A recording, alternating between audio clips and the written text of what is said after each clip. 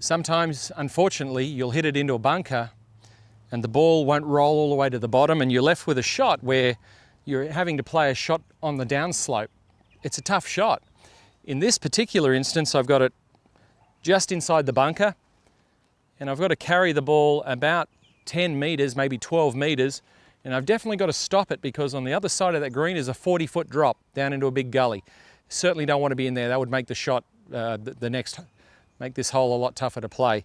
So what I'm going to do here is go through what I do to hit this shot out. There's a few simple things you can learn to do that will help enormously. So here's what we need to understand about this shot. First and foremost, we need to point our front shoulder down the slope as much as possible. Now, as soon as we point the front shoulder down the slope as much as possible, we get a nice braced front leg, and that's important. So if I shape up to this ball, what I'm going to do, you may remember from other lessons, I talked about when the ball's on a slope, a downslope, play it towards your highest foot. So I'm going to move it back towards my rear foot, point my shoulder down the slope, and I'm going to open the club up a little bit more. I've got a 56-degree sand iron here, and my hands are pointing in the middle of my body. Now this is important, let me explain why. When I strike this shot, I want the golf club to pass my hands going down the slope. So my shoulders are down the slope, I'm going to strike this ball, and I'm going to get the club to pass this way. That's number one.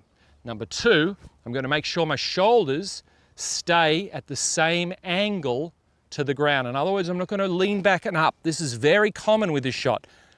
I suggest to you don't want to do that.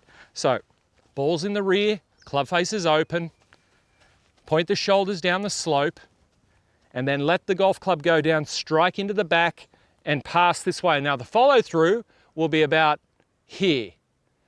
All going well, this ball will land up there somewhere just off the green and finish in a position where I can two putt, maybe even one putt. Let's give it a go.